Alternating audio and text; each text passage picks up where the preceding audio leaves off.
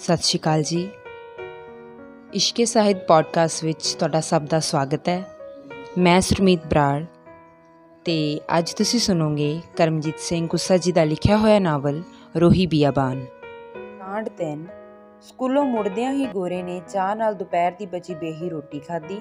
ਜਿਉਂ ਹੀ ਉਹ ਅੱਖ ਬਚਾ ਕੇ ਬਾਹਰ ਭੱਜਣ ਲੱਗਾ, ਮਹਿੰਦਰੋਂ ਨੇ ਨੱਠੇ ਜਾਂਦੇ ਗੋਰੇ ਦਾ ਮਗਰੋਂ ਗੁਲਾਮਾ ਫੜ ਲਿਆ। ਭੱਜਿਆ ਕਿੱਧਰ ਜਾਣਾ? ਪੱਠੇ ਤੇਰਾ ਪਿਓ ਕਤਰਾਊ, ਗੋਲੀ ਦੇ ਜਾਣਾ ਨਾ ਹੋਵੇ ਤਾਂ।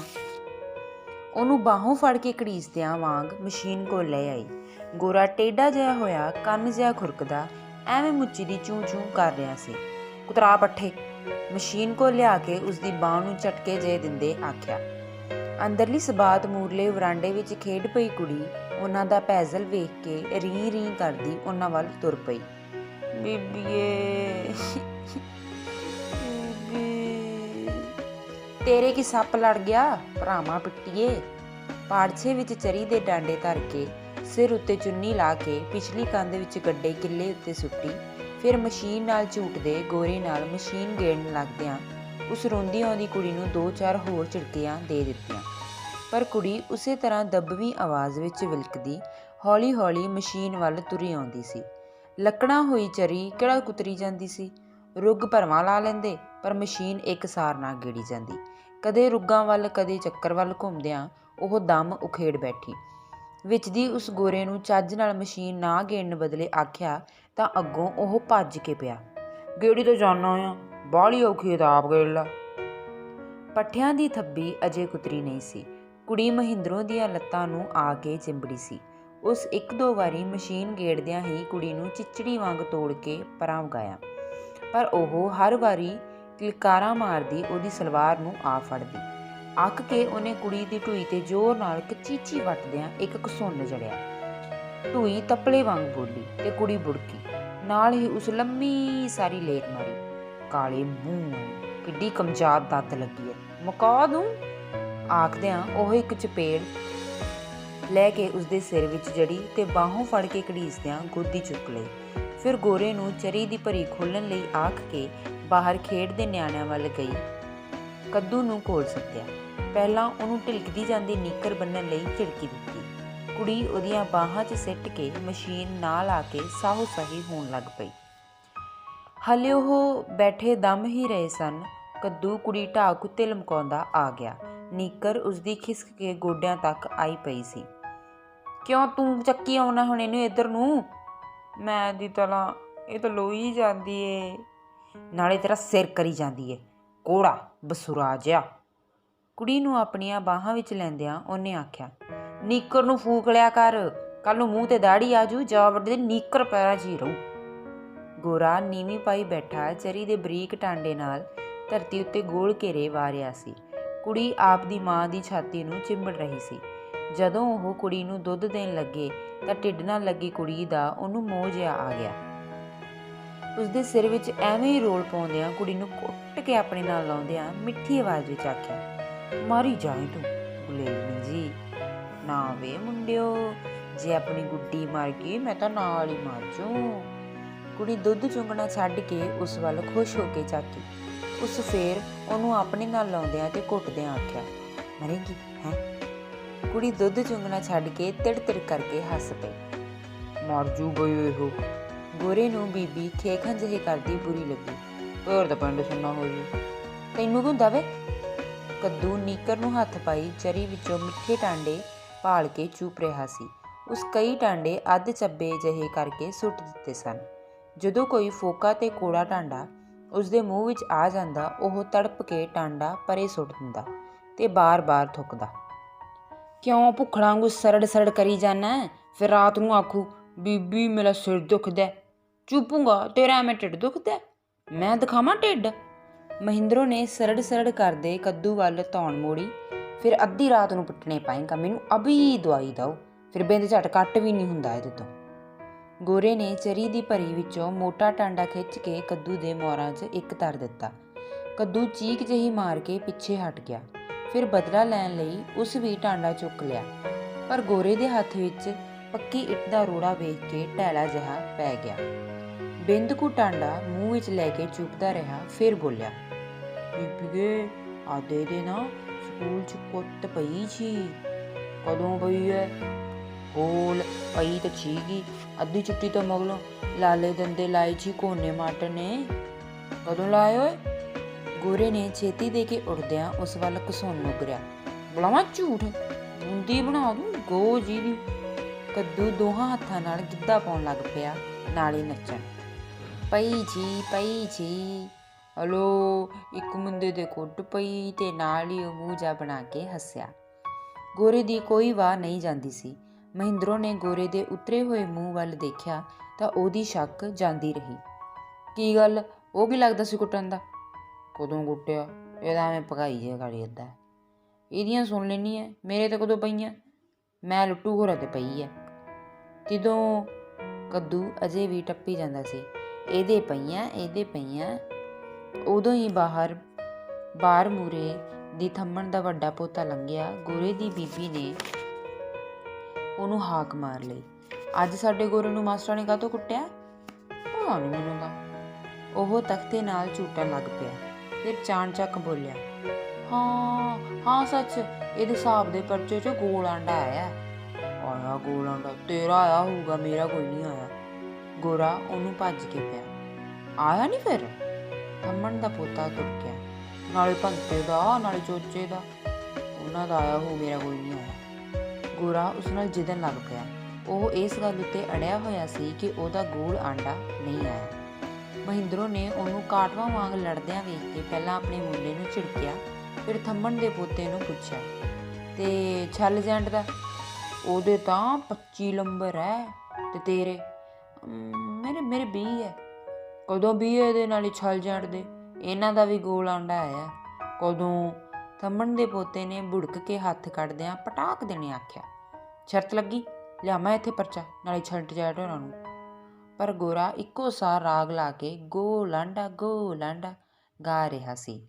ਕੋਈ ਨਹੀਂ, ਤੈਨੂੰ ਕੌਣ ਕਹਿੰਦਾ? ਥੰਮਣ ਦਾ ਪੋਤਾ ਪਹਿਲਾਂ ਨਾਲੋਂ ਥੋੜ੍ਹਾ ਝੰਬ ਗਿਆ ਸੀ, ਸ਼ਾਇਦ ਬੇਗਾਨਾ ਘਰ ਹੋਣ ਕਰਕੇ।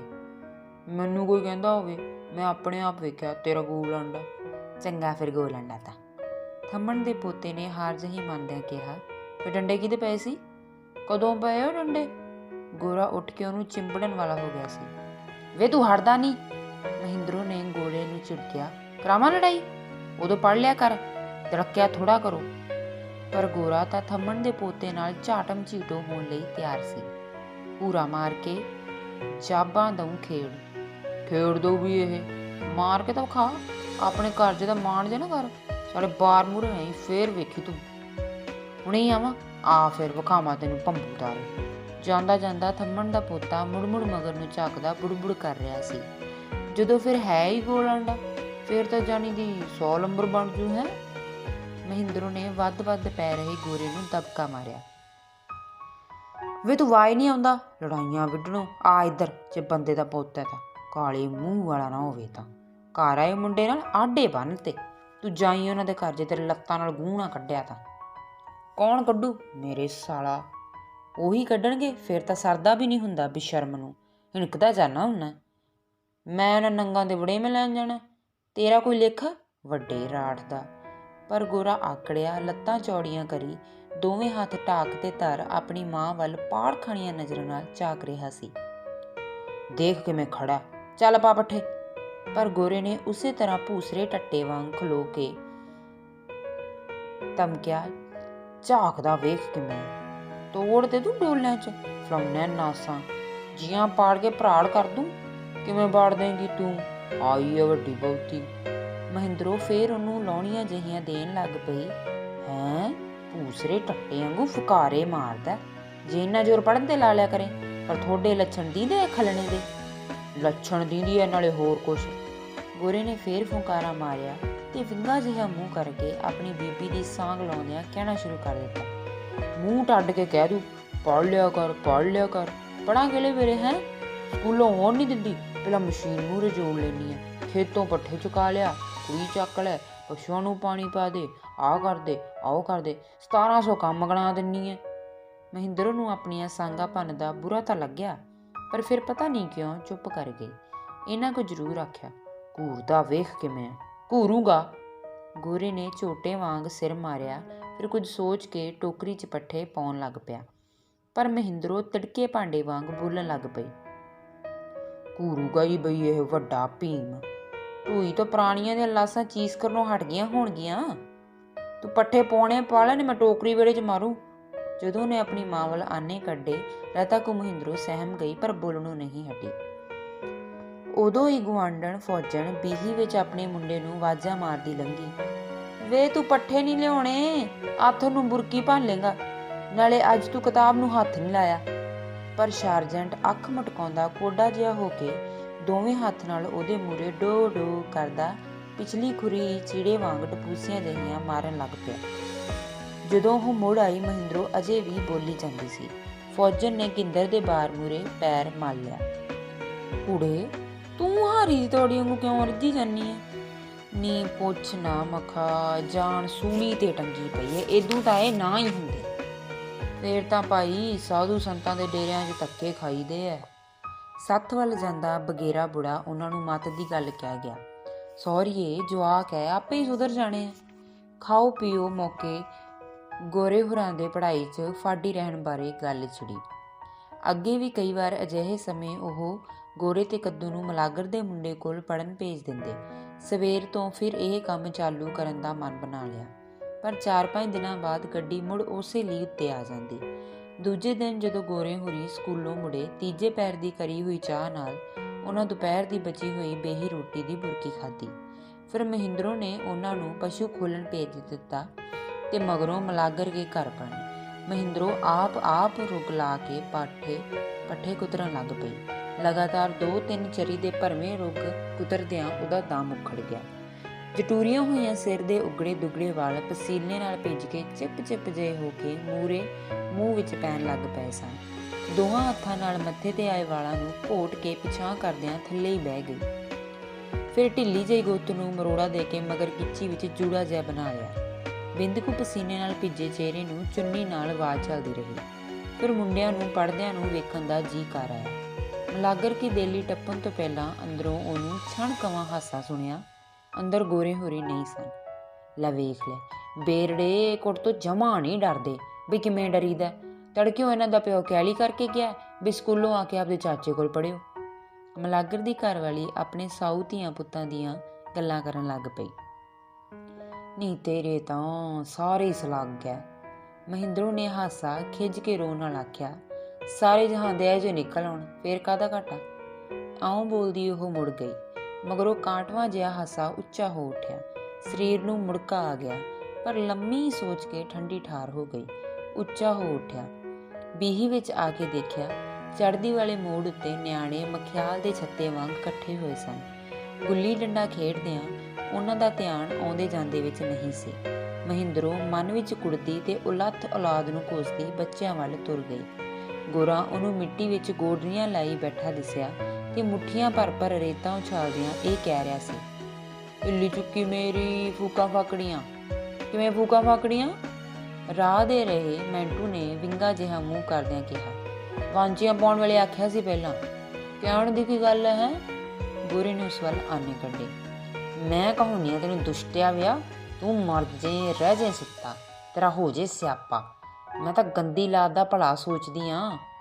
ਮਹਿੰਦਰੋ ਦਾ ਕੜਕਵਾਂ ਬੋਲ ਸੁਣ ਕੇ ਗੋਰਾ ਚੰਗਿਆੜੇ ਵਾਂਗ ਬੁੜਕ ਕੇ ਉੱਠਿਆ ਤੇ ਪਰੇ ਨੂੰ ਭੱਜ ਗਿਆ। ਅਬਾ ਤਬਾ ਬੋਲਦਿਆਂ ਉਸ ਕੱਦੂ ਸਲੇਟਾਂ ਤੇ ਕਿਤਾਬਾਂ ਲਈ ਬੈਠਾ ਦੇਖਿਆ। ਗੋਰਾ ਤਾਂ ਨੱਠ ਗਿਆ, ਪਰ ਕੱਦੂ ਹੱਥ ਵਿੱਚ ਆ ਗਿਆ। ਪਹਿਲਾਂ ਉਸ ਕੱਦੂ ਦੀ ਗਿੱਤੀ ਕਿੱਚੀ ਵਿੱਚ ਇੱਕ ਟਿਕਾਈ, ਉਹ ਰੀਂ ਕਰਦਾ ਪਰਾਂ ਨੂੰ ਭੱਜਣ ਲੱਗਾ। ਪਰ ਮਹਿੰਦਰੋ ਨੇ ਬਾਹੋਂ ਫੜ ਕੇ ਮੁੱਕੀਆਂ ਤੇ ਤੱਫਿਆਂ ਨਾਲ ਉਹਦੀ ਢੂਈ ਖੜਕਾ ਸੁੱਟੀ। ਨਾਲੋਂ ਨਾਲ ਉਹ ਮੂੰਹ ਆਈਆਂ ਬੋਲੀ ਜਾਂਦੀ ਸੀ। ਕੱਦੂ ਦੀਆਂ ਲੇਰਾਂ ਨੇ ਬਾਕੀ ਬੱਚੇ ਕੰਧਾਂ ਨਾਲ ਲਾ ਦਿੱਤੇ। ਉਹ ਮੂੰਹਾਂ ਚੁੰਗਲਾਂ ਪਾਈ ਕੱਦੂ ਤੇ ਉਹਦੀ ਬੀਬੀ ਵੱਲ ਸਹਿਮੇ ਹੋਏ ਵੇਖ ਰਹੇ ਸਨ। ਉਸੇ ਤਰ੍ਹਾਂ ਬਾਹੋਂ ਫੜ ਕੇ ਘੜੀਸਦੀ ਘਰ ਵੱਲ ਤੁਰ ਪਈ। ਕੱਦੂ ਟੇਢਾ ਜਿਹਾ ਹੋਇਆ, ਅੱਧ ਰੋਣਾ ਜਿਹਾ ਕਰਦਾ, ਇੱਕ ਹੱਥ ਨਾਲ ਢਿਲਕਦੀ ਨਿੱਕਰ ਨੂੰ ਫੜੀ ਤੁਰਨ ਨਾਲੋਂ ਕਸਰ ਬਹੁਤ ਰਿਹਾ ਸੀ। ਸਾਹ ਹੁੰਦੀ ਨੇ ਕੱਦੂ ਨੂੰ ਵਿਹੜੇ ਵਿੱਚ ਲਿਆ ਸੁੱਟਿਆ। ਉਹਦੇ ਡਿੱਗਦਿਆਂ ਹੀ ਉੱਚੀ ਸਾਰੀ ਲੇਰ ਮਾਰੀ ਤੇ ਨਾਲ ਹੀ ਮਾਂ ਦੀ ਗਾਲ ਕੱਢ ਦਿੱਤੀ। ਚੌਂਤੇ ਵੱਲ ਵਧੀ ਮਹਿੰਦਰੋ ਪੈਰ ਤੋਂ ਹੀ ਉਹਦੇ ਵੱਲ ਭੌਂ ਪਈ ਤੇ ਆਉਂਦਿਆਂ ਹੀ ਇੱਕ ਮੁੱਕਾ ਉਹਦੀ ਢੂਈ ਤੇ ਜੜਿਆ। ਢੂਈ ਤਪਲੇ ਵਾਂਗ ਬੋਲੀ, ਕੱਢ। ਕੱਦੂ ਮਾੜੇ ਕੁੱਤੇ ਵਾਂਗ ਜੜ੍ਹਾਂ ਜੀਆਂ ਕੱਢਦਾ ਤੇ ਮਹਿੰਦਰੋ ਦੇ ਚੁੱਕੇ ਲਪੇੜੇ ਤੋਂ ਡਰਦਾ ਪਿਛਾਂਹ ਝੁਕਿਆ ਵੀ ਰੋਈ ਜਾ ਰਿਹਾ ਸੀ। ਫਿਰ ਕੱਢ ਖਾ ਗਾਲ, ਤੈਨੂੰ ਤਾਂ ਲੋੜ ਕਰਾਂ। ਜਾ ਵੱਡੇ ਨਾ ਹੋਣ ਤਾਂ ਮੈਂ ਤਾਂ ਉਦੋਂ ਦੀ ਮਸ਼ੀਨ ਮੂਹਰੇ ਲਟਕਦੀ ਹਾਂ, ਤੁਹਾਨੂੰ ਲੱਗ ਜੇ, ਤੁਹਾਨੂੰ ਅੱਗੇ ਜਾ ਨੂੰ ਤੁਸੀਂ ਖੇਡਣ ਜਾ ਲੱਗੇ। ਚੁੱਲ੍ਹੇ ਮੂਹਰੇ ਭਾਂਡੇ ਇਕੱਠੇ ਕਰਦਿਆਂ ਉਹ ਤਿੜਕੇ ਭਾਂਡੇ ਵਾਂਗ ਬੋਲਦੀ ਰਹੀ। ਫਿਰ ਜਦੋਂ ਉਹਨੇ ਕੱਦੂ ਵੱਲ ਪਿੱਠ ਪਵਾਈ ਤਾਂ ਉਹ ਨੀਕਰ ਨੂੰ ਇੱਕ ਹੱਥ ਪਾਈ 2-3 ਮਾਵਾਂ ਭੈਣ ਦੀਆਂ ਗਾਲਾਂ ਕੱਢ ਕੇ ਬਾਹਰ ਨੂੰ ਦੌੜ ਗਿਆ। ਉੱਠ ਕੇ ਮਗਰ ਭੱਜੀ ਵੀ, ਪਰ ਉਹ ਥੰਮਣ ਦਾ ਬਾਹਰ ਟੱਪ ਗਿਆ ਸੀ। ਸੁਰਕੜੇ ਮਾਰਦਾ ਤੇ ਬਿੱਲੀਆਂ ਵਰਗਾ ਮੂੰਹ ਕਰੀ ਜਾਂਦੇ ਕੱਦੂ ਤੇ ਉਹਨੂੰ ਹਾਸਾ ਆਇਆ। ਆਥਣੇ ਕਿਹੜੀ ਮਾਂ ਕੋਲ ਜਾਏਗਾ, ਉਦੋਂ ਭੰਨੂ ਤੇਰਾ ਟੂਆ। ਕਿਉਂ? ਮਗਰ ਆਉਂਦੀ ਸਾਧੂ ਦੀ ਮਾਂ ਨੇ ਹਾਸੇ ਨਾਲ ਪੁੱਛਿਆ। ਝਟਕੀ ਕਟਕੀ ਆਪਦਾ ਰੰਗ ਵਿਖਾਉਂਦੀ ਐ ਫਿਰ। ਨਿੱਕਾ ਦੇ ਅੰਮੇ ਜੀ ਜਾਨ ਖਾ ਲੈਂਦੇ ਆ, ਅਜੇ ਤਾਂ ਹੈ ਭੋਰਾ ਭੋਰਾ, ਮਾੜੇ ਜਿਹੇ ਉਸਰ ਲੈਂਦੇ, ਫਿਰ ਆਪਦੀ ਸੱਸ ਵਾਂਗੂ ਵੇਖੀ। ਸਾਰਿਆਂ ਦੀ ਇਹੋ ਜਿਹੀ ਹੈ ਅੰਮਾ ਜੀ, ਸਾਰੇ ਜੱਗ ਤੇ ਹੀ ਹੈ। ਮਹਿੰਦਰੋਂ ਨੂੰ ਕਿਰਲੀ ਵਰਗੀ ਬੁੜੀ ਬੁਰੀ ਲੱਗੀ। ਪਰ ਥੋੜਿਆਂ ਤੋਂ ਸਾਰੇ ਹੇਠ ਕੁਝ ਕੇ ਵੱਲੇ ਪਹਿਲੇ ਦਿਨ ਹੀ ਗਿੰਦਰ ਵੀ ਗਾਲ ਤੋਂ ਬਿਨਾਂ ਮੂੰਹ ਨਹੀਂ ਸੀ ਖੋਲਦਾ। ਸੋਈ ਤੂੰ ਆਪਦੇ ਵੇਖ ਲੈਣੀ, ਇਹ ਤਾਂ ਰਵਾ ਹੀ ਹੈ ਜਾ। ਸਾਧੂ ਦੀ ਬੇਬੇ ਤੁਰੀ ਜਾਂਦੀ ਹੀ ਕਈ ਗੱਲਾਂ ਕਰ ਗਈ।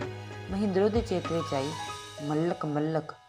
ਤੁਰੀ ਜਾਂਦੀ ਬੁੜੀ ਦੇ ਚੁੱਕ ਕੇ ਸਿਰ ਵਿੱਚ ਇੱਟ ਮਾਰੇ। ਯੱਦੀ ਹੋਈ ਹੈ ਰਵੇ, ਆਪਦਾ ਨਹੀਂ ਪਤਾ, ਕੁੜੀਆਂ ਵੇਚ ਕੇ ਘਰ ਬਣਾ ਲਏ, ਹੁਣ ਚੁਦਰਾਣੀ ਬਣੀ ਫਿਰਦੀ ਹੈ ਕੁੱਤੀ ਚਮਿਆਰੀ।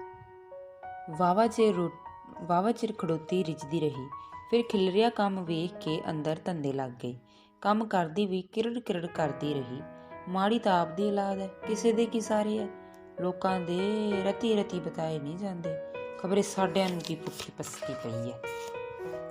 ਘੰਟੇ ਕੁ ਮਗਰੋਂ ਗੋਰਾ ਕੌਲੇ ਨਾਲ ਆ ਕੇ ਚਿੰਬੜਿਆ। ਕੰਮ ਵਿੱਚ ਉਲਝੀ ਮਹਿੰਦਰੋਂ ਨੂੰ ਉਹਦੀ ਬਿੜਕ ਨਾ ਲੱਗੀ। ਬਾਪੂ ਦੇ ਚਿੱਤਰਾਂ ਤੋਂ ਡਰਦਾ ਹੀ ਉਹ ਘਰ ਆ ਵੜਿਆ ਸੀ। ਉਹਨੂੰ ਇਹ ਪਤਾ ਸੀ ਬੀਬੀ ਪੜਨ ਜਾਂ ਪੱਠੇ ਕੁਤਰਨ ਨੂੰ ਕਹੂ, ਤੇ ਉਹਨੂੰ ਇਹ ਦੋਵੇਂ ਕੰਮ ਅੱਕੋਂ ਕੌੜੇ ਲੱਗਦੇ ਸਨ। ਪਰ ਜੇ ਬਾਹਰ ਖੇਡਦਾ ਰਿਹਾ, ਹੱਥ ਨੇ ਸੋਟੀਆਂ ਦੀ ਮਾਰ ਵੀ ਉੱਤੋਂ ਚੱਲੀ ਨਹੀਂ ਸੀ ਜਾਣੀ। ਗੋਰੇ ਨੇ ਮਾੜੀ ਜੀ ਧੌਣ ਵਧਾ ਕੇ ਬਾਹਰ ਮੂੰਹ ਕੱਢਦਿਆਂ ਚਿਟਕਾਰੀ ਮਾਰੀ।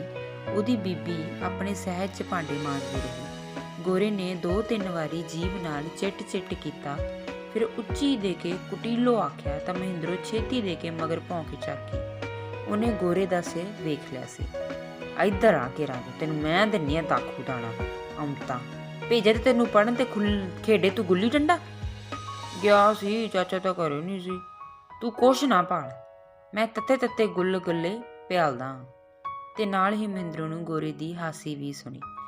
ਹਜੇ ਬਸ਼ਰਮ ਦੰਦੀਆਂ ਕੱਢਦਾ, ਹੁਣ ਆ ਗਿਆ ਪਤੰਦਰ ਤੋਂ ਡਰ ਵੀ ਲੱਗਦਾ ਬਈ ਟੂਆ ਕੁੱਟੂ। ਫਿਰ ਮੈਂ ਕੀ ਆਖਿਆ, ਟੁੱਟੂ ਫਿਰ ਟੂਆ। ਗੋਰੇ ਖੁਰਚਣੋਂ ਤੇ ਚਿਮਟੇ ਨਾਲ ਖੇਡਦੀ ਕੁੜੀ ਐਵੇਂ ਹੀ ਚੁੱਕ ਲਈ। ਉਹ ਡੁਸਕਣ ਲੱਗ ਪਈ। ਕਿਉਂ ਇਹਨੂੰ ਪਤੰਦਰਨੀ ਨੂੰ ਰੋਣਾ? ਜਦੋਂ ਚੱਕਣ ਦਾ ਮੌਕਾ ਹੁੰਦਾ ਉਦੋਂ ਸੱਪ ਲੜਦਾ। ਲੈ ਨਹੀਂ ਚੱਕਦਾ। ਗੋਰੇ ਨੇ ਇੱਕ ਤਰ੍ਹਾਂ ਕੁੜੀ ਭੁੰਜੇ ਸੁੱਟ ਦਿੱਤੀ। ਜਦੋਂ ਚੱਕੀ ਦੇ ਹੈ ਉਦੋਂ ਕਹੂ ਕਿਉਂ ਚੱਕੀ, ਨਾ ਚੱਕੀ ਹੈ ਉਦੋਂ ਫਿਰ ਬੁੜਕਦੀ ਹੁੰਨੀ ਹੈ ਦਾਣੇ ਵਾਂਗੂ। ਮੈਂ ਤੈਨੂੰ ਭੁੱਲੀ ਆ ਸਲੱਗ ਪੁੱਤ, ਤੂੰ ਜਮਾ ਨਹੀਂ ਕਹਿਣੇ ਤੋਂ ਬਾਹਰ ਜਾਂਦਾ। ਤੂੰ ਤਾਂ ਹੱਗਣ ਵੀ ਪੁੱਛ ਕੇ ਜਾਣਾ। ਕਰਦੀ ਬਈ ਗੱਲ ਕਰਨੀ ਪਈ ਸੀ। ਕੋਈ ਹੱਗਣ ਵੀ ਪੁੱਛ ਕੇ ਜਾਂਦਾ ਹੁੰਦਾ? ਅਈ ਚੱਕ ਤੇ ਬੜੀ ਵਧੀਆ ਗੱਲ ਹੈ। ਤੇ ਫਿਰ ਗੋਰਾ ਵਿਹੜੇ ਵਿੱਚ ਇੱਧਰ ਉੱਧਰ ਗੇੜੇ ਦੇਣ ਲੱਗ ਪਿਆ। ਮਹਿੰਦਰੋਂ ਅਜੇ ਵੀ ਬੋਲੀ ਜਾਂਦੀ ਸੀ, ਪਰ ਉਸ ਕੇਸਲ ਵੱਟ ਛੱਡਿਆ। ਨਲਕੇ ਦੇ ਲਾਗੇ ਟਾਇਆ ਜਾਂ ਕੱਕੜਾਂ ਦਾ ਖੁੱਡਾ ਸੀ। ਉਹਦੀ ਇੱਕ ਤਖਤੀ ਪਤਾ ਨਹੀਂ ਕਿੱਧਰੇ ਗੁੰਮ ਹੋ ਗਈ ਸੀ, ਪਰ ਦੂਜੀ ਜਿਸ ਦੀ ਹੇਠਲੀ ਚੂਲ ਟੁੱਟੀ ਹੋਈ ਸੀ ਉਹ ਖੁੱਡੇ ਦੇ ਅੰਦਰ ਬਾਹਰ ਫਸੀ ਹੋਈ ਸੀ। ਪਹਿਲਾਂ ਗੋਰੇ ਨੇ ਤਖਤੀ ਬਾਹਰ ਕੱਢੀ ਤੇ ਉਹਨੂੰ ਚੰਗੇ ਮਿਸਤਰੀ ਵਾਂਗ 2-3 ਵਾਰ ਉਲਟਾ ਪਲਟਾ ਕੇ ਵੇਖਿਆ। ਫਿਰ ਤਖਤੀ ਉਸ ਖੁੱਡੇ ਦੀ ਛੱਤ ਉੱਤੇ ਰੱਖ ਦਿੱਤੀ। ਛੱਤ ਵਿੱਚ 2-3 ਖੱਡਾਂ ਬਣੀਆਂ ਹੋਈਆਂ ਸਨ ਤੇ ਵਿੱਚੋਂ ਕੁਝ ਉਤਲੇ ਪਾਸੇ ਛੱਤ ਉੱਤੇ ਅਤੇ ਕੁਝ ਹੇਠਾਂ ਪੁਰਾਣਾ ਸਰਵਾੜ ਲਮਕ ਰਿਹਾ ਸੀ। ਖੁੱਡੇ ਦੇ ਮੂਹਰੇ ਬੈਠ ਕੇ ਨਿੱਕੇ ਜਿਹੇ ਬਾਰ ਵਿੱਚ ਦੀ ਆਪਣਾ ਸਿਰ ਅੰਦਰ ਕਰਕੇ ਕਿੰਨਾ ਚਿਰ ਉਹ ਅੰਦਰੋਂ ਖੁੱਡੇ ਨੂੰ ਪੜਤਾਲਦਾ ਰਿਹਾ। ਵੇ ਤੂੰ ਕੱਢਦਾ ਕਿ ਨਹੀਂ ਬਾਹਰ ਸਿਰ? ਟੁੱਟ ਜਾਣਿਆ ਕਸੂਤਰਾ ਥਾਂ ਏ, 20 ਸਲੱਪ ਸੁੱਤੀਆਂ ਹੁੰਦੀਆਂ। ਕਿਉਂ ਤੂੰ ਹਰ ਵਕਤ ਦੁੱਖ ਦੇਣ ਤੇ ਹੀ ਲੱਕ ਬੰਨ ਲਿਆ? ਗੋਰੇ ਨੇ ਖੁੱਡੇ ਦੇ ਅੰਦਰੋਂ ਹੀ ਕਿਹਾ। ਸੱਪ ਇਹ 'ਚ ਕਿੱਥੋਂ ਆ ਜਾਣਗੇ, ਨਾਲੇ ਅੱਗੇ ਕੁੱਕੜ ਆਪਣੇ ਇਹਦੇ 'ਚ ਰਹੇ ਆ। ਤੇ ਫਿਰ ਉਸ ਸਿਰ ਬਾਹਰ ਕੱਢ ਲਿਆ ਤੇ ਕਬੀਲਦਾਰ ਜਹੀਆਂ ਗੱਲਾਂ ਕਰਦਾ ਆਪਣੀ ਬੀਬੀ ਵੱਲ ਹੋ ਗਿਆ। ਹੈ ਨਾ ਬੀਬੀਏ, ਕਾਲੀ ਕੁੱਕੜੀ ਤੇ ਚਿੱਤਲਾ ਕੁੱਕੜ ਬਾਹਲੇ ਸੋਹਣੇ ਐ, ਬੜੇ ਆਂਡੇ ਦਿੰਦੇ ਸੀ। ਉਹਦੀ ਮਾਂ ਕੁਝ ਨਾ ਬੋਲੀ, ਪਰ ਗੋਰਾ ਵਾਹਵਾ ਚਿਰ ਸਲਾਹਾਂ ਕਰਦਾ ਰਿਹਾ। ਬੀਬੀਏ, ਮੈਂ ਖੁੱਡੇ ਨੂੰ ਸੂਤ ਕਰ ਲਾਂ, ਬੇਬੇ ਮੈਨੂੰ ਕਹਿੰਦੀ ਸੀ ਤੂੰ ਲਾਲ ਕੁਕੜੀ ਲੈ ਜੀ।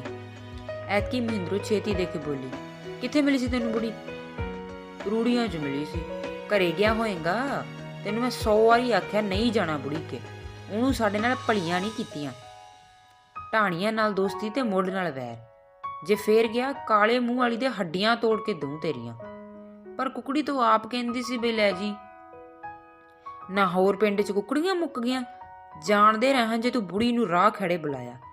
ਉਦੋਂ ਤਾਂ ਮਿੰਨਤਾਂ ਕਰਦੀ ਸੀ ਬਈ ਕਿਵੇਂ ਮਿੱਟੀ ਦੀ ਨੂੰਹ ਬਣ ਕੇ ਆ ਜੇ ਮਗਰੋਂ ਰੜੇ ਕੱਢ ਕੇ ਬਿਠਾਤਾ, ਰੜੇ ਨਹੀਂ ਕੱਢ ਕੇ ਬਿਠਾਤਾ ਤਾਂ ਚੱਲ ਅੱਛਾ, ਮੇਰਾ ਵੀ ਸਬਰ ਹੀ ਹੈ। ਮੈਂ ਤਾਂ ਦੋਹੀ ਵੇਲੇ ਇਹੋ ਦੁਰੀਜ ਦਿੰਨੀ ਆ ਬਈ ਮੇਰੇ ਨਾਲ ਕਰਨ ਵਾਲੀਏ ਤੂੰ ਵੀ ਸਜ਼ਾ ਹੀ ਭੁਗਤੇ। ਗੋਰਾ ਆਪਣੀ ਬੀਬੀ ਦੇ ਮੂੰਹ ਵੱਲ ਟਿਕ ਲਾ ਕੇ ਵੇਖਦਾ ਰਿਹਾ। ਹੁਣ ਕੁਕੜੀਆਂ ਨਾਲ ਤਾਂ ਸਾਡੇ ਵੇਲੇ ਪੂਰੇ ਕਰੂਗੀ। ਉਦੋਂ ਨਾ ਕੁਛ ਸੋਚਿਆ ਬੱਲੇ ਮੱਥੇ ਵਾਲੀ ਨੇ, ਪਰ ਨੀ ਕਿਹੋ ਜਿਹੀ ਮੁੰਡੜੀ ਖੁਤਰੀ ਦੀ ਚੜੀ ਹੈ, ਜਮਾ ਕਿਹੜਾ ਪਾਉਂਦੀ ਹੈ। ਕੁੱਤਾਂ ਦਾ ਵੱਗ ਜੰਮ ਲਿਆ। ਇਹਨਾਂ ਕੰਜਰਾਂ ਨੂੰ ਵਿਆਹ ਵੀ ਫੂਕ ਵੀ, ਵਿਆਹ ਨੂੰ ਇਹਨਾਂ ਨੂੰ ਜਾਣੀ। ਆਲੂ ਵਾਲੀ ਦੀ ਧੀ ਦੇ ਡੋਲੇ ਆਉਂਦੇ ਆ। ਇਹ ਖਵਣੀ ਮੇਰੇ ਪਿਓ ਦੇ ਸਿਰ ਕੀ ਸੁਆਹ ਪੈ ਗਈ, ਪਰ ਉਹਨੂੰ ਦਰਵੇਸ਼ ਨੂੰ ਕਿਹਨੇ ਪੁੱਛਿਆ? ਸੱਪ ਤਾਂ ਲੜਿਆ ਉੱਜੜ ਜਾਣੇ ਚਾਚੇ ਦੇ, ਉਹਨੇ ਕੁੱਤੀ ਕਮਜਾਤ ਭੂਆ ਦੇ ਹੱਥ ਤੇ ਚੜਾ ਲਿਆ। ਹੁਣ ਕਿਤੇ ਜਾਵੜੀ ਨੇ ਭੁੱਲ ਕੇ ਬੱਤੀ ਵੀ ਨਹੀਂ ਵਾਈ। ਗੋਰੇ ਨੂੰ ਕੋਈ ਸਮਝ ਨਾ ਲੱਗੀ ਉਸਦੀ ਬੀਬੀ ਕੀ ਬੋਲੀ ਜਾਂਦੀ ਸੀ, ਪਰ ਇਹਨਾਂ ਉਹਨੂੰ ਜ਼ਰੂਰ ਪਤਾ ਸੀ ਇਹ ਗੱਲਾਂ ਹਰਖ ਵਾਲੀਆਂ ਸਨ। ਵਿਹੜੇ ਵਿੱਚ ਸੁੰਨਵੱਟਾ ਜਿਹਾ ਬਣਿਆ ਖਲੋਤਾ ਰਿਹਾ, ਪਰ ਫੇਰ ਖੁੱਡੇ ਅੰਦਰੇ ਗੰਦ-ਮੰਦ ਹੁੰਜਣ ਲੱਗ ਪਿਆ। ਮਹਿੰਦਰੋਂ ਨੇ ਉਹਨੂੰ ਫੇਰ ਵਰਜਿਆ। ਪਹਿਲਾਂ ਤਾਂ ਉਹ ਲੱਗਾ ਰਿਹਾ, ਫਿਰ ਉੱਥੋਂ ਹਟ ਕੇ ਦਲਾਨ 'ਚ ਆ ਕੇ ਕੁਤਰੇ ਹੋਏ ਪੱਠੇ ਇਕੱਠੇ ਕਰਨ ਲੱਗ ਪਿਆ। ਬੀਬੀਏ, ਪੱਠੇ ਪਾ ਦੇ ਕਿ ਪਾਉਣੇ ਐ? ਪਾਏ ਵੇ ਐ। ਚੰਗਾ, ਫਿਰ ਮੈਂ ਬਿੰਦ ਠਹਿਰ ਕੇ ਪਾ ਦੂੰ, ਗੋਰੇ ਨੇ ਸਿਆਣਾ ਜਿਹਾ ਬਣਦਿਆਂ ਆਖਿਆ, ਪਰ ਮਹਿੰਦਰੋਂ ਨੇ ਉੱਤਰ ਨਹੀਂ ਦਿੱਤਾ। ਮਹਿੰਦਰੋਂ ਅਜੇ ਵੀ ਤਿੜਕੇ ਭਾਂਡੇ ਵਾਂਗ ਬੋਲੀ ਜਾਂਦੀ ਸੀ ਤੇ ਗੋਰਾ ਪਹਿਲਾਂ ਦਲਾਨ ਵਿੱਚ ਐਵੇਂ ਬੇਮਤਲਬ ਜਿਹੇ ਗੇੜੇ ਕੱਢਦਾ ਫਿਰ ਰਿਹਾ ਸੀ। ਫਿਰ ਮੂੰਹ ਵਿੱਚ ਕੋਈ ਗੀਤ ਜਿਹਾ ਗੁਣਗੁਣਾਉਂਦਾ, ਪੈਰ ਜਿਹੇ ਮਾਰਦਾ ਵਿਹੜੇ ਵਿੱਚ ਆ ਗਿਆ। ਬਿੰਦ ਝੱਟ ਇੱਧਰ ਉੱਧਰ ਇੱਕ ਹੱਥ ਗੀਜੇ ਵਿੱਚ ਪਾਈ ਪਾਉਂਦਾ ਰਿਹਾ। ਹੈ ਵੀ ਕੁਕੜੀ ਫਿਰ ਆਪਾਂ ਕਿੱਥੋਂ ਲਿਆਵਾਂਗੇ? ਲੈ ਆਵਾਂਗੇ, ਮਹਿੰਦਰੋਂ ਦੀ ਆਵਾਜ਼ ਵਿੱਚ ਰਤਾ ਕੁਕਰਖਤ ਸੀ। ਪਰ ਬੇਬੇ ਤਾਂ ਕਹਿੰਦੀ ਸੀ ਤੂੰ ਮੂੰਹ ਤੇ ਲੈ ਜੀ। ਫੇਰ ਬੇਬੇ ਤੈਨੂੰ ਆਖਿਆ ਬਈ ਬੁੜੀ ਦਾ ਨਾਂ ਨਹੀਂ ਲੈਣਾ, ਵੱਢ ਦੂੰ ਜੇ ਮੁੜ ਕੇ ਉਹਦੇ ਬੱਲੇ ਮੱਥੇ ਵਾਲੀ ਦਾ ਨਾਂ ਲਿਆ ਤਾਂ। ਪਰ ਜਦੋਂ ਗੋਰੇ ਨੇ ਇੱਕ ਦੋ ਵਾਰੀ ਫੇਰ ਆਪਣੀ ਗੱਲ ਦੁਹਰਾਈ ਤਾਂ ਮਹਿੰਦਰੋਂ ਉਹਨੂੰ ਝਈ ਲੈ ਪਈ। ਇੱਕੋ ਗੱਲ ਦੇ ਮਗਰ ਨਾ ਪਿਆ ਕਰ, ਰਵਿੱਦ ਪੈ ਜਾਣਾ।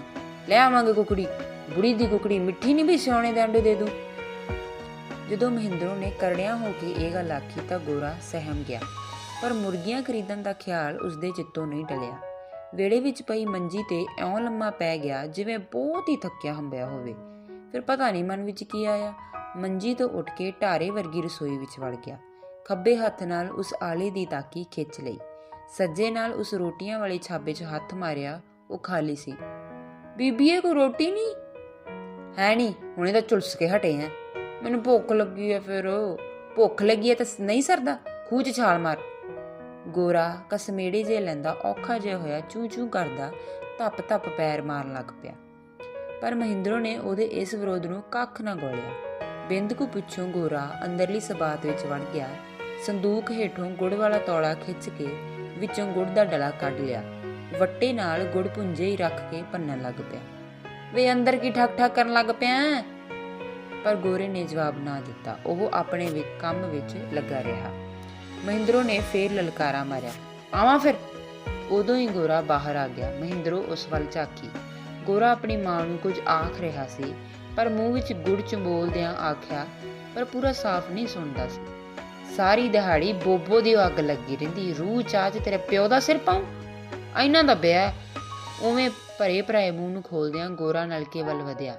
ਛੇਤੀ ਦੇ ਕੇ ਪੰਪ ਗੇੜ ਕੇ ਮੂੰਹ ਨਾਲ ਹੀ ਆਪ ਦਾ ਮੂੰਹ ਜੋੜ ਕੇ ਪਾਣੀ ਪੀਣ ਲੱਗ ਪਿਆ। ਪਾਣੀ ਪੀ ਕੇ ਫੇਰ ਬੋਲਿਆ, ਭੋਰਾ ਡਲੀ ਲਈ ਹੈ, ਉਹ ਵੀ ਨਹੀਂ ਜਰੀ ਜਾਂਦੀ ਇਹਨਾਂ ਤੋਂ। ਝੱਗੇ ਦੇ ਮੂਹਰਲੇ ਪੱਲੜ ਨਾਲ ਮੂੰਹ ਪੂੰਝਦਿਆਂ ਗੋਰਾ ਬਾਹਰ ਨੂੰ ਤੁਰ ਪਿਆ। ਕਿਉਂ ਹੁਣ ਕਿੱਧਰ ਨੂੰ ਮੂੰਹ ਚੱਕ ਲਿਆ? ਇੱਥੇ ਹੀ ਆ, ਮੂੰਹ ਚੱਕ ਲਿਆ। ਪਸ਼ੂਆਂ ਨੂੰ ਪਾਣੀ ਪਿਆ, ਭੱਜ ਲੇਗਾ ਬਾਹਰ ਨੂੰ। ਪਿਆ ਦਿੰਨਾ, ਬਿੰਦ ਕੁ ਠਹਿਰ ਕੇ ਏਡੀ ਛੇਤੀ ਜਲ ਨੇਰੀ ਆਉਂਦੀ ਹੈ। ਮੈਂ ਤੇਰੀਆਂ ਚਾਲਾਂ ਨੂੰ ਭੁੱਲੀ ਨਹੀਂ, ਪਸ਼ੂ ਖੋਲ ਕੇ ਪਾਣੀ ਤੇ ਲਾ, ਬੰਦੇ ਦਾ ਪੁੱਤ ਬਣ ਕੇ। ਓਏ ਲੰਮਣਾ, ਗੋਰੇ ਨੇ ਮੂੰਹ ਗਾੜ ਕੇ ਆਖਿਆ। ਕਿਵੇਂ ਮਗਰ ਪਈ ਓ, ਬੰਦੇ ਦਾ ਪੁੱਤ ਨਾਲੇ ਸੂਰ ਦਾ ਪੁੱਤ। ਫਿਰ ਬਿੰਦ ਝੱਟ ਐਵੇਂ ਖਲੋਤਾ ਰਿਹਾ। ਮਗਰੋਂ ਪਾਣੀ ਗੇੜ ਕੇ ਪਿਆਉਣ ਲੱਗ ਪਿਆ। ਪਾਣੀ ਗੇੜਦਿਆਂ ਉਹਦਾ ਸਾਹ ਚੜ ਗਿਆ। ਵਿੱਤੋਂ ਊਣਾ ਹੋਣ ਕਾਰਨ ਹਥਲੀ ਦਬਾਉਣ ਲਈ ਧਰਤੀ ਤੋਂ ਹੱਥ ਉੱਚਾ ਬੁੜਕਣਾ ਪੈ ਰਿਹਾ ਸੀ। ਇਸ ਚਾਲ ਨਾਲ ਨਲਕੇ ਦੀ ਆਵਾਜ਼ ਹੋਰ ਹੀ ਤਰ੍ਹਾਂ ਦੀ ਹੋ ਗਈ। ਕਿਉਂ ਨਲਕਾ ਭੰਨਣ ਲਿਆ? ਲਾਉਣੇ ਸੌਖੇ ਆ? ਲਿਆਉਣ ਦਾ ਫਿਕਰ ਨਹੀਂ ਨਾ? ਹੋਰ ਕੌਣ ਲਾਉਂਦਾ? ਮੈਂ ਹੀ ਲਵਾਇਆ। ਉਦੋਂ ਭੀਚੇ ਚੋਰ ਨਾ ਕੋਈ ਲੇਖਿਆ? ਮਹਿੰਦਰੋਂ ਬੋਲਦੀ ਰਹੀ ਤੇ ਗੋਰਾ ਨਲਕੇ ਦੇ ਮੂੰਹ ਵਿੱਚ ਬੱਠਲ 'ਚ ਡਿੱਗਦੀ ਪਾਣੀ ਦੀ ਧਾਰ ਤੇ ਫਿਰ ਬਣਦੇ ਫੁੱਲ ਵੱਲ ਵੇਖਣ ਲੱਗ ਪਿਆ। ਚਾਰ ਕੁ ਝੋਕੇ ਮਾਰ ਕੇ ਉਹ ਡਿੱਗਦੇ ਪਾਣੀ ਦੀ ਧਾਰ ਨਾਲ ਬਣਿਆ ਫੁੱਲ ਵੇਖਣ ਲੱਗ ਪੈਂਦਾ। ਪਰ ਬੱਠਲ 'ਚੋਂ ਪਾਣੀ ਮੁੱਕਦਿਆਂ ਹੀ ਪਸ਼ੂ ਉਤਾਂਹ ਨਾਸਾਂ ਚੁੱਕ ਕੇ ਫੁੰਕਾਰਾਂ ਮਾਰਦੇ। ਉਹ ਫੇਰ ਨਲਕਾ ਗਿੜਨ ਲੱਗ ਪੈਂਦਾ। ਉਦੋਂ ਹੀ ਬਾਹਰਲੇ ਬਾਰ ਦਾ ਤਖਤਾ ਖੜਕਿਆ। ਗੋਰੇ ਨੇ ਉਸੇ ਤਰ੍ਹਾਂ ਹਥਲੀ ਨੂੰ ਹੱਥ ਪਾਏ ਰੱਖੇ ਤੇ ਮਗਰ ਉੱਲਰ ਕੇ ਧੌਣ ਉਗਾਸਦਿਆਂ ਬਾਹਰਲੇ ਬਾਰ ਵੱਲ ਝਾਤੀ ਮਾਰੀ। ਬਾਪੂ ਚਰੀ ਦੀ ਭਰੀ ਸਿਰ ਤੇ ਚੁੱਕੀ ਬਲਦਾਂ ਨੂੰ ਅੰਦਰ ਕਰ ਰਿਹਾ ਸੀ। ਗਿੰਦਰ ਨੇ ਚਰੀ ਦੀ ਭਰੀ ਮਸ਼ੀਨ ਕੋਲ ਸੁੱਟੀ ਤਾਂ ਗੋਰਾ ਧੰਦਕ ਪਿਆ। ਆ ਬਲਦਾਂ ਨੂੰ ਵੀ ਪਾਣੀ ਦਿਖਾ ਦੇ ਓਏ। ਨਾ, ਗੋਰੇ ਨੇ ਮਰੇ ਹੋਏ ਬੋਲ ਨਾਲ ਹੌਲੀ ਜਿਹਾ ਆਖਿਆ। ਓਏ ਆ ਪੱਠੇ ਕੁਤਰਨ ਵਾਲੇ ਪਏ ਆ। ਇਸ ਗੱਲ ਦਾ ਕਿਸੇ ਨੇ ਵੀ ਉੱਤਰ ਨਾ ਦਿੱਤਾ। ਗੋਰੇ ਦੇ ਕੰਨਾਂ 'ਚ ਸਾਂ ਹੋ ਰਹੀ ਸੀ। ਗਿੰਦਰ ਟੋਕੇ ਰੇਤਣ ਲੱਗ ਪਿਆ। ਗੋਰਾ ਬਲਦਾਂ ਨੂੰ ਪਾਣੀ ਪਿਆ ਕੇ ਰੁੱਗ ਲਾਉਣ ਲਈ ਐਵੇਂ ਹੀ ਟਾਂਡੇ ਸੂਤ ਕਰਨ ਆ ਲੱਗਿਆ ਸੀ। ਰੇਤ ਭਰੇ ਰੱਖ ਕੇ ਜਦੋਂ ਗਿੰਦਰ ਨੇ ਗੋਰੇ ਨੂੰ ਰੁੱਗ ਲਾਉਣ ਲਈ ਆਖਿਆ ਤਾਂ ਉਸ ਗੋਰੇ ਦੇ ਘੂਰੇ ਹੋਏ ਮੂੰਹ ਵੱਲ ਵੇਖਿਆ। ਅੱਜ ਪੜਨ ਗਿਆ ਸੀ? ਰੁੱਗ ਚੁੱਕਦਾ ਗੋਰਾ ਰੁਕ ਗਿਆ। ਹਾਂ, ਆ ਕੇ ਆਪਣੇ ਚਾਚੇ ਕੋਲੋਂ? ਗੋਰੇ ਨੇ ਉੱਤਰ ਨਹੀਂ ਦਿੱਤਾ, ਪਰ ਬੱਗੀ ਜਿਹੀ ਝਾਕਣੀ ਨਾਲ ਉਸ ਗਿੰਦਰ ਵੱਲ ਵੇਖਿਆ। ਮੈਂ ਕੀ ਪੁੱਛਿਆ? ਐਤਕੀ ਗਿੰਦਰ ਦਾ ਬੋਲ ਸਖਤ ਸੀ। ਸਵੇਰੇ ਜਾਊਂਗਾ। ਨਾ ਅੱਜ ਮੰਗਣੇ ਤੇ ਗਿਆ ਸੀ? ਜਾਊਂਗਾ ਸਵੇਰੇ। ਨਾ ਜਾਈ, ਕੱਲ ਨੂੰ ਤੂੰ ਦੇਖੀ ਤੇਰੀ ਛਿੱਲ ਲੈਂਦੀ। ਆਖਦਾ ਗਿੰਦਰ ਮਸ਼ੀਨ ਫੇਰਨ ਲੱਗ ਪਿਆ। ਪਿੱਛੇ ਹਟਿਆ ਗੋਰਾ ਵੀ ਚਰੀ ਦੇ ਡਾਂਡੇ ਸੂਤ ਕਰਨ ਲੱਗ ਪਿਆ।